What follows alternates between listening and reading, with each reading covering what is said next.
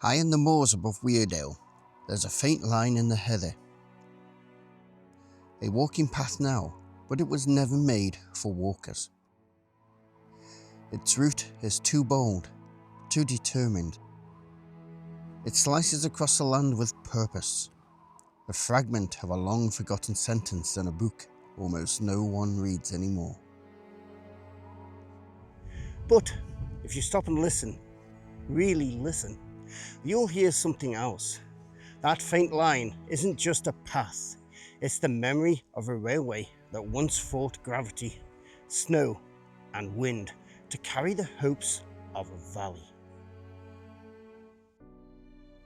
What gave birth to it? What kept it running in the worst of conditions? And why did it vanish? This is Rails and Revolutions, the history that built us, the forces that shaped us.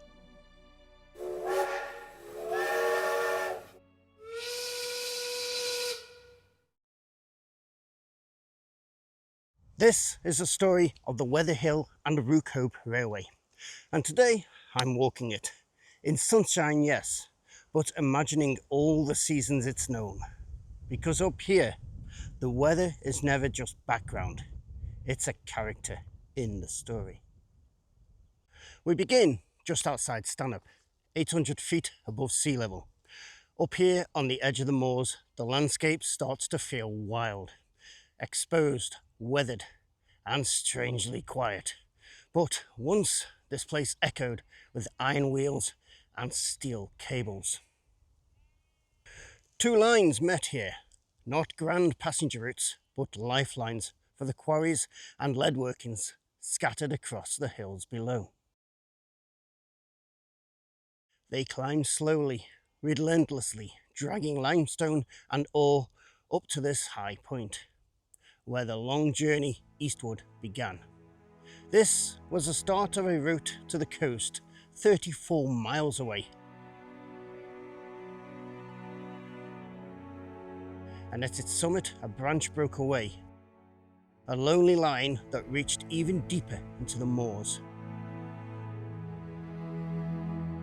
Out to the most remote industrial outposts of the North Pennines. That's the one we'll follow today. But first, you might be wondering, why start on the main line when it's the branch line that leads to the wilder places? Because this so-called main line was a marvel in its own right. It wasn't built for comfort or speed. It was built to survive up here, in a place of snowdrifts, landslips, and brutal inclines. It's one of the most extreme stretches of railway ever built in Britain. And to understand the context, to feel the full scale of the system that fed into the branch, we need to start here. But maybe this isn't just a one-off. Maybe this could be the beginning of a wider journey. If you'd like to see more of this lost network, if you'd like to follow it all the way to the sea, let me know in the comments. But for now, we return to this incline. No station, no platforms, there never were, because this line wasn't built for passengers or pageantry. It was built for limestone, for labour, for the quiet, relentless work of a region that gave more than it got. And it's in that quiet, between the wind and the stone, that our journey begins. This line was born out of industry, built by Charles Atwood's Weirdale Iron and Coal Company. It stretched across exposed moorland, and though it was a mineral line first, even in the 1830s, it sometimes carried people, miners and locals, in open wagons. No carriages, no comfort, just a ride through wind and sleet for those who had no other way. At its highest point, as we will see, the line reached 1,670 feet above sea level. That's higher than many of Scotland's celebrated mountain railways, and at the time, the highest railway in England. Yet here in County Durham, it's barely remembered.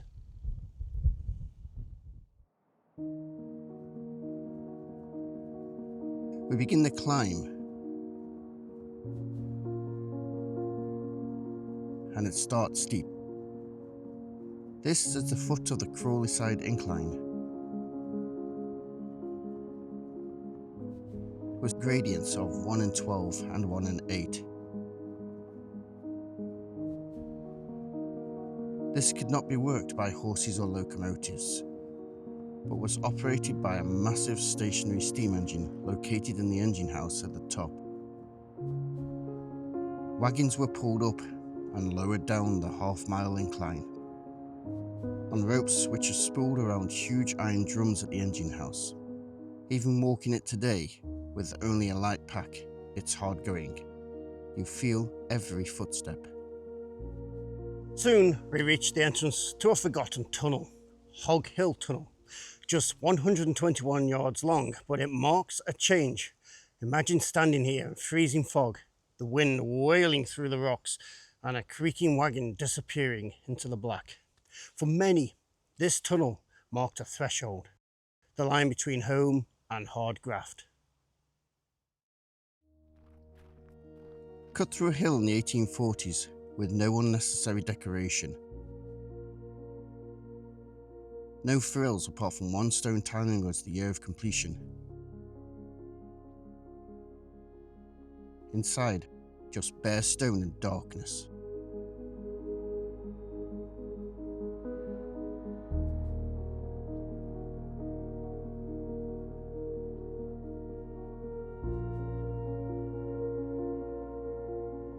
Hog Hill is a portal into the world, cut by the hard labour of navigational engineers, or navvies. And if you'd like a video looking at the hard lives of those people, please let me know in the comments. Out the other side, everything opens up. The wind sharpens. The land begins to feel vast. Along the way stood the Crawley engine house, now lost to time. This was powered by a huge 50 horsepower stationary steam engine constructed by Hawks of Gateshead, an example of which we shall see shortly.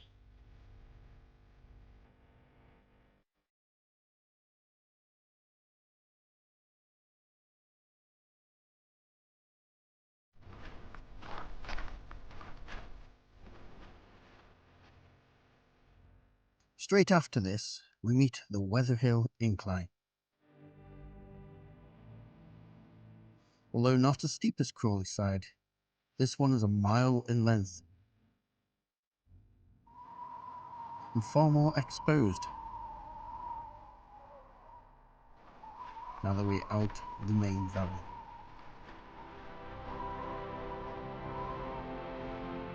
This too was powered by a 50 horsepower steam engine built by Hawks of Gateshead, which once stood in the Weatherhill engine house at the top of the incline here.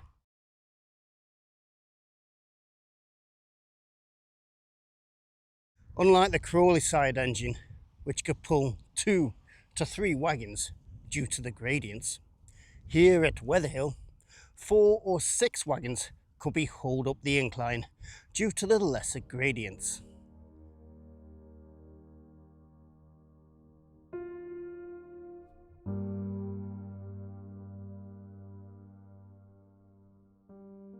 But even with its gentler gradient, Weatherhill could be unforgiving. On the 23rd of May 1834, the railway's official opening brought crowds from across the country. A party of dignitaries had travelled from Anfield in a specially decorated wagon, marvelling at the line's bold engineering, especially where it crossed the dramatic ravine of Hounds.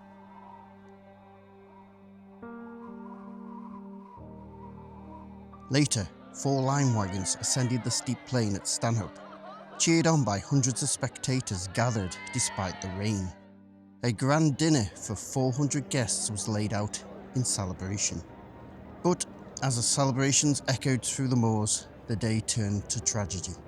Later that afternoon, 4 wagons, hastily loaded between 40 and 50 passengers, mostly workmen, began descending the Weatherhill Incline. But something went terribly wrong. At the top, too much rope had been paid out before the engine was engaged. The wagons gathered speed as they descended, and then came the sudden check. The winding drum hadn't caught up. The shackles snapped. The wagons were no longer under control. They became runaway projectiles.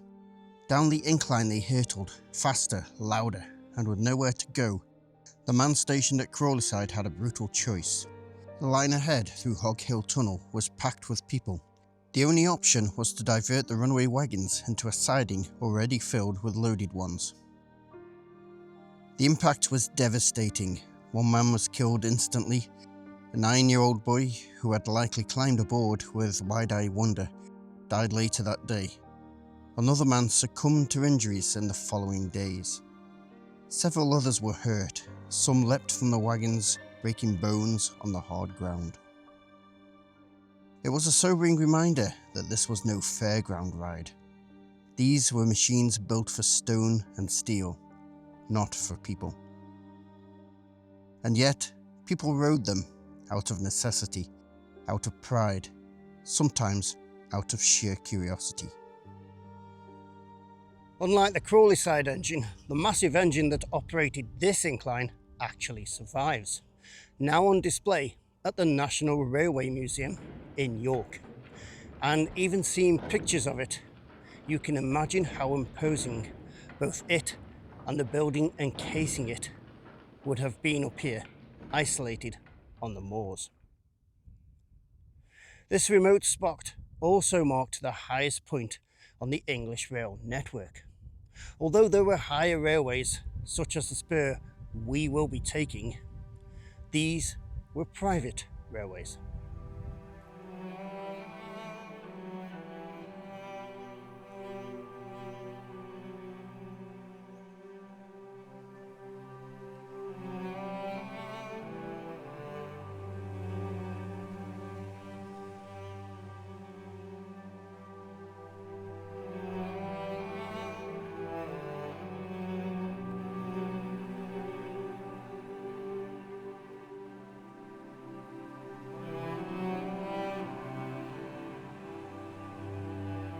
At Parkhead, things feel quieter, but you're walking over history.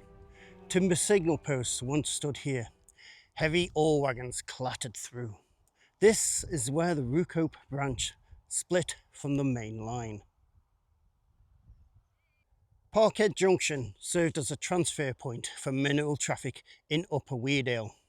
The Stanhope to Tyne main line was built to bring Crawleyside's limestone down to the Tyne and to tap the Durham coalfield. All traffic had to traverse the moors above Stanhope by ropes and horses. In this way, Parkhead Junction linked east to west traffic, Stanhope to South Shields, with the northbound branch, which will be following into Weardale's uplands. Parkhead was rarely used as a passenger stop, but was crucial for locomotive and rope operations. A small station, sometimes called Parkhead or Parkhead Station, was established near the junction around 1845, mainly serving railway workers and occasional excursions. The location was extremely exposed. Winters could close the line for days. In fact, railway records note that in January of each year, the entire line was closed for a week so that ropes and machinery could be changed and inspected. These precautions highlight the severity of the weather and the demands of the rope-worked inclines at Parkhead. In summer, like now, it feels relatively peaceful, but in winter, try firing a steam engine in a blizzard. Try keeping the boiler lit when the temperature is so low the breath freezes in your nose. Crews fought for steam pressure, their fingers raw, their faces burned by clouds of escaping vapour in freezing fog. Just beyond, we finally follow the spur of the just over 5 mile long Weatherhill and Rookhope line.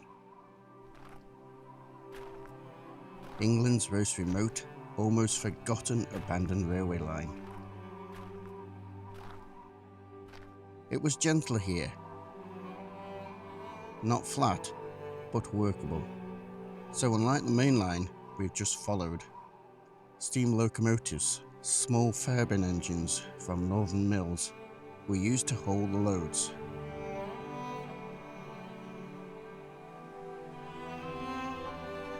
As the line winds north,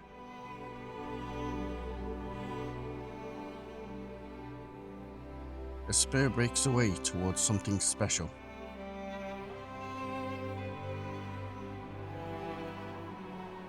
The Scythead lead mine.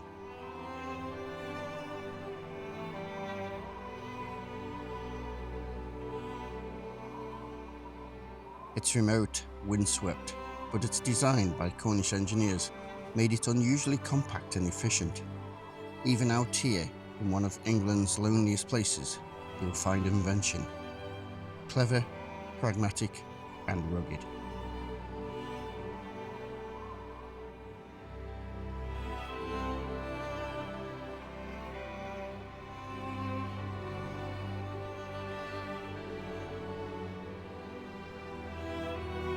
Eventually, we reached the summit. The ruins of the Boltslaw engine house.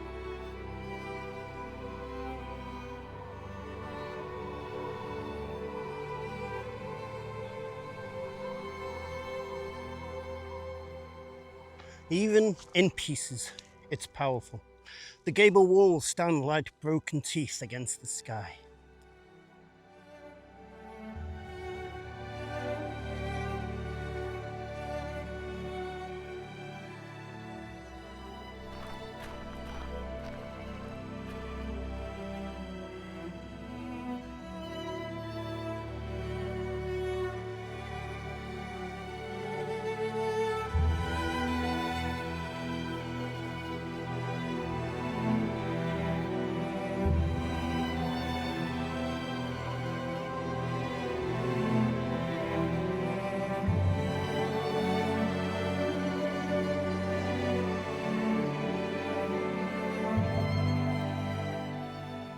The stone base of the great beam engine remains. Once it turned giant drums pulling and dropping wagons up and down the incline. Here, at the top of the world, a small community once lived in just 3 stone cottages nearby. The Hughes family, the Pattinsons, the Fairbairns. They kept the engine running through winters that would break most of us. Their fires burned day and night. Their children grew up to the rhythm of ropes and iron. Even after the railway closed, a horse-drawn wagon still brought coal twice a week, just for them. They stayed when the trains didn't.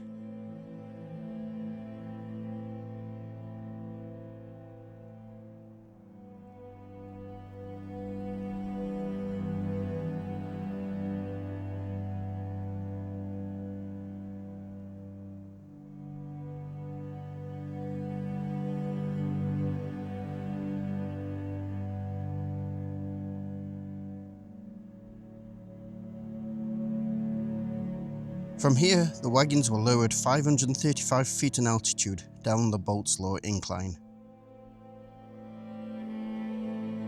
Nearly 2 miles of descent on ropes alone.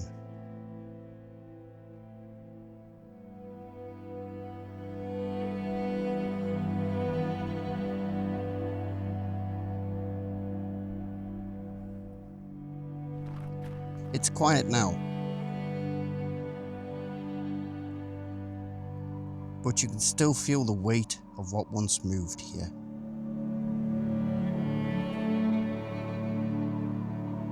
Down in Rookhope, nearly 2 miles down the incline, the wagons reached a depot where carts inbound from the Durham coalfield could deposit their coal for use in the village, the mines and the smelter.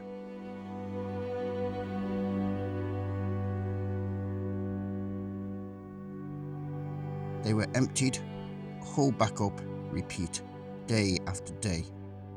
Work like that isn't glamorous, but it built things.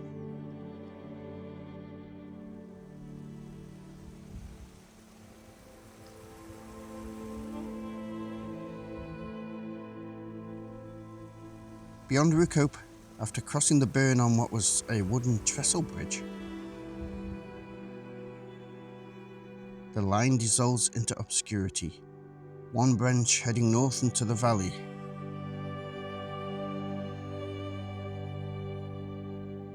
Climbing towards the old mine at Rookhope.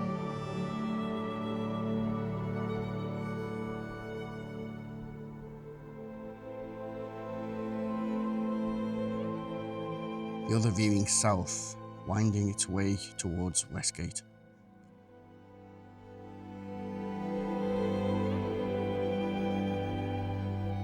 As the 20th century rolled in, the lead and iron began to run out. Other countries mined cheaper, steel replaced iron, rope-worked inclines and remote routes couldn't compete with lorries and roads. By 1923, it was over. By the time the war came, even the rails were gone. Only the line, as walkers now know it, remained, a trail across the high ground, a ghost. The Weatherhill and Rookhope Railway was never glamorous. It wasn't a route for tourists or postcards, but it mattered deeply to the people who lived and worked in its shadow. It mattered to the rhythm of the valleys, to the furnaces in the towns, to the men and women who relied on its daily labour. And up here, where the wind still howls and the clouds cling to the hilltops, its memory lingers. I came here to follow a railway, to walk where wagons once rattled and steam once screamed against the moorland wind. But what I found was something more, a line etched not into the peat and stone, but into memory.